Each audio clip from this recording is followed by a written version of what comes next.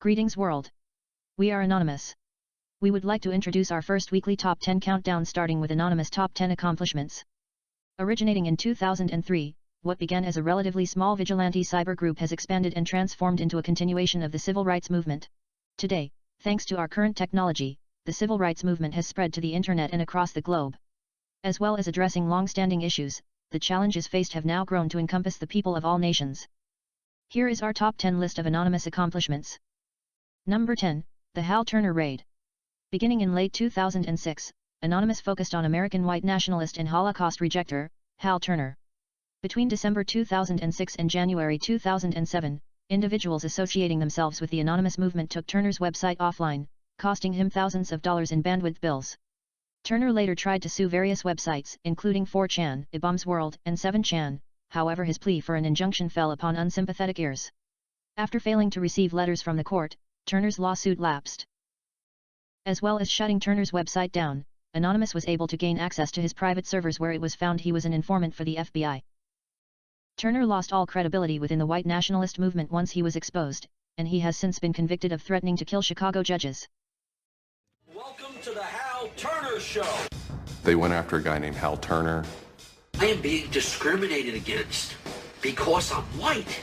Hal Turner was a neo-Nazi who was, big online and had a podcast. I think that the 14th Amendment was not ratified properly, and I think, therefore, it is still okay to have Negroes as slaves in America. The first time I heard about Hal Turner is he was knocking somebody on 4chan. He was just being a major dick to a relatively known user. And for the fun of it, we started trolling him. And then I guess we kind of figured we had a moral high ground, which allowed us to get people on our side. But he was a fucking neo-Nazi. That's not okay to be in modern society. You're not allowed to do that. And there's a million neo-Nazis out there. But he started picking on our dude, so we had to go to our dude's fucking defense. And it just so happened that he was a neo-Nazi, so that's a bigger reason that he's a fucking dickface. I'm like, yeah, screw that racist son of a bitch. Let's do this, So I joined in, and I made some of the phone calls, and, I played around on the chat thing on his website and posted in the threads and whatnot. Who are you? Where are you calling from? Hola, this is Pedro. Spick, don't Don't call my radio show anymore, you filthy spick animal. The college that I you're go on the Hal to Turner Show. has begun an integration program where they try and purposely lower standards to bring more blacks and quote-unquote diversify the campus. And by the end of the next 5 years, they intend to bring over 9,000. He was just a horribly racist radio personality who seemed to handle it well when you called in. Like, he could handle being berated by Anonymous. And that made it very interesting. It made it a bit of a challenge. It wasn't some guy who just either crumbled or stopped answering the phone. It was a guy who would yell back. Number 9, the Chris Forkand arrest. In December of 2007, 53-year-old internet predator, Chris Forkand, was arrested and charged with luring 2 children under the age of 14 into sexual acts. Forkand was caught by individuals associated with Anonymous who were posing as children in an effort to collect evidence against child molesters. After being propositioned by Forkand with revealing photos, the individuals contacted authorities. This was the first time an internet predator was arrested by the police as a result of internet vigilantism. Investment consultant Chris Forkand lives in this North Toronto apartment building, its appearance nondescript.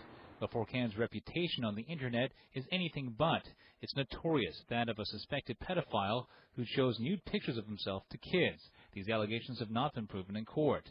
But this 53-year-old is now behind bars after police say he tried to lure a young girl. This particular individual, it's alleged that he traveled across the city to meet what he thought to be a 13-year-old for sexual purpose. Forkand was arrested here at his apartment building earlier this week. But the police investigation began a month ago, when detectives were contacted by a large group of people who were part of an internet campaign to try to expose Forkand's alleged behavior. There are numerous pictures of Forcan online, including a disturbing photo of him sitting naked on a bed.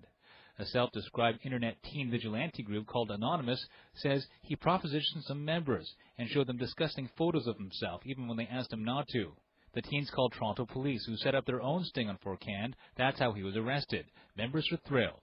Fantastic, because honestly, what he was doing and what we found was disgusting. This is the first time police have arrested a suspected pedophile that's resulted from internet vigilantism. Police do not encourage it, but the teens claim their efforts were successful. He's actually having to pay for what he could have done to somebody. Forcan's bail hearing is on Monday. Gus Kim, Global News. Number 8, Project Chanology. The 2008 protests against Scientology, known as Project Chanology, gave the newly formulating anonymous movement worldwide recognition. The situation began when a church-produced interview with Tom Cruise was leaked to YouTube. The church tried issuing a copyright violation claim against YouTube, and their attempts to censor the internet incited a swift response. In January of 2008, Anonymous released its message to Scientology. Hello, leaders of Scientology. We are Anonymous. Over the years, we have been watching you, your campaigns of misinformation, your suppression of dissent, your litigious nature. All of these things have caught our eye. With the leakage of your latest propaganda video into mainstream circulation, the extent of your malign influence over those who have come to trust you as leaders has been made clear to us. Anonymous has therefore decided that your organization should be destroyed. Protests around the world soon followed, and due to its association with a stick figure known as Epic Fail Guy, which was commonly used as an identifier among 4chan members, the Guy Fawkes mask made its first debut in the anonymous movement. Guy Fawkes, as many know, failed at his endeavors. The mask was originally intended to brand Scientology a failure as well, however almost immediately, the mask became associated instead with the character V from the movie, V for Vendetta. The Church of Scientology has since been in the spotlight for its cult-like practices, which allegedly includes imprisoning and financially exploiting its members. Number 7, the Iranian election protests. In 2009, allegations arose of vote rigging after the Iranian presidential election. Thousands of Iranians took to the streets in what has been described as the biggest anti-government protests since the 1979 Islamic Revolution. Anonymous, in collaboration with the Pirate Bay and various Iranian hackers, launched a support site called Anonymous Iran. The site currently has a little over 86,000 members, and allows for information exchange between Iran and the world. Number 6, Operation Darknet. Operation Darknet targeted child pornography sites, beginning with the hack of a prominent site called Lolita City. Beginning in October of 2011, anonymous hackers began the operation by removing links to pornographic images and videos on HiddenWiki, which was located on Tor's Hidden Service Protocol. After a series of DDoS attacks, 1,589 names of Lolita City users were eventually released to the public, including their username, volume of images uploaded, and age of account. Interpol and the Federal Bureau of Investigation were invited to investigate further records and conduct follow-ups. Abominations of the world. We, Anonymous, have an eternal duty to fight against the social injustices of this world. When we came into this virtual realm, we were disgusted with the content that was provisioned and readily available for the perverted masses. Many of us had lingering traumatic images of the material that these pedophiles were hiding on the darknet. Anonymous took a pledge to defend the defenseless and fight for the fallen. Number 5, Operation Russia. In 2012, anonymous hackers successfully infiltrated emails belonging to prominent pro-Kremlin activists and officials.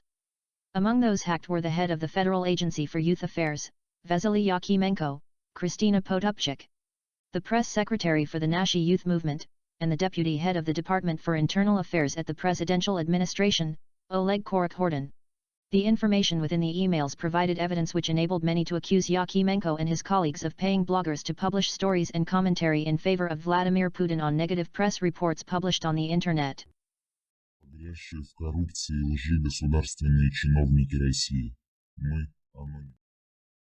Number 4, the Judge Rotenberg Center.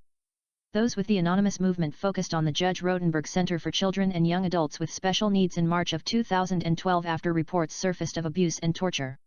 Hundreds seeking medical attention at this facility were subjected to cruel and inhumane forms of punishment, including painful electric shock treatments, prolonged restraints, and food denial. 5 more patients died there. Anonymous announced in a YouTube video that the center and those affiliated were all targets. After hacking the website, names and addresses of the center's sponsors, lobbyists, lawyers and supporters, as well as the founder, were all publicly posted on Pastebin. Sometimes even when they do. To the director and staff of the Judge Rodenberg Center, we are anonymous. Your mistreatment of disabled children and young adults has been brought to our attention. Your extensive use of aversive methods, including electric shock and withholding of food, as a form of behavioral modification is nothing less than torture. We are aware that your so-called treatments include attaching electrodes to students and administering a shock that is up to 20 times more powerful than that delivered by a police taser. We have seen the effects of it in mainstream media broadcasts and heard the statements of opposition by family and friends. The founder, Dr. Matthew Israel, was indicted on counts of obstructing justice by ordering the destruction of video evidence that detailed an event involving a student being shocked over 100 times. This is not the first action taken against the Center for Abuses. However, electric shock is still used as a part of the center's aversive program. In response to your torture of these individuals, we have initiated an operation against your center. We are calling upon all concerned citizens to spread the message of opposition through social networks, emails, and phone communications. Contact your local representatives and the Judge Rodenberg Center directly and voice your concern. Number 3. The Steubenville Rape Case. On the night of August 11, 2012, an intoxicated high school girl was sexually assaulted in public by her peers, several of which documented the act and posted it online. Many adults within the school tried to cover the incident and were later indicted for obstructing and hindering the investigation. Anonymous released an incriminating video on January 1 of 2013 that showed the self-proclaimed rape crew the night of the attack, all of which appeared to find the incident amusing. One of the football program boosters who allegedly tried to help cover the case was targeted by anonymous hackers as well, and a number of emails and photos were released to the public. Greetings, citizens of the world. We are anonymous. We are NightSec. Around mid-August 2012, a party took place in a small town in Ohio known as Steubenville. At this party are a list of men named in the preliminary docs below who took part in the kidnapping and rape of a 15-year-old girl. This video is to document the proof for the masses. Number 2. Operation Charlie Hebdo.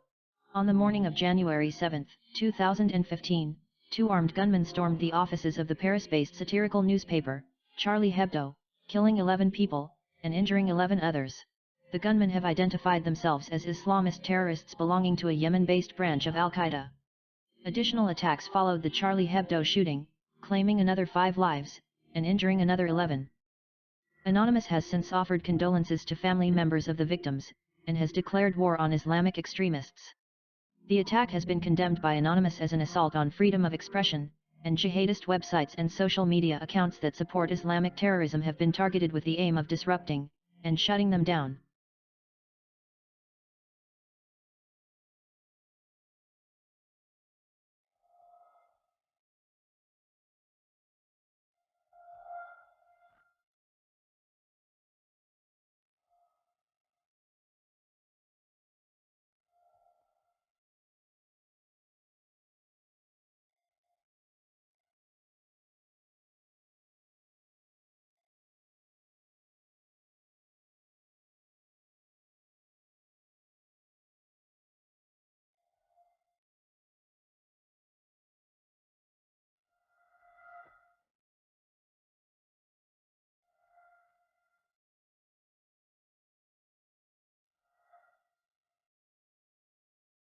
Number 1. Operation ISIS. Anonymous began an attack on February 9, 2015 against the Islamic State of Iraq and the Levant's social media accounts, as well as internet-based recruitment drives. As a result, those in the movement have successfully destroyed months of recruiting work.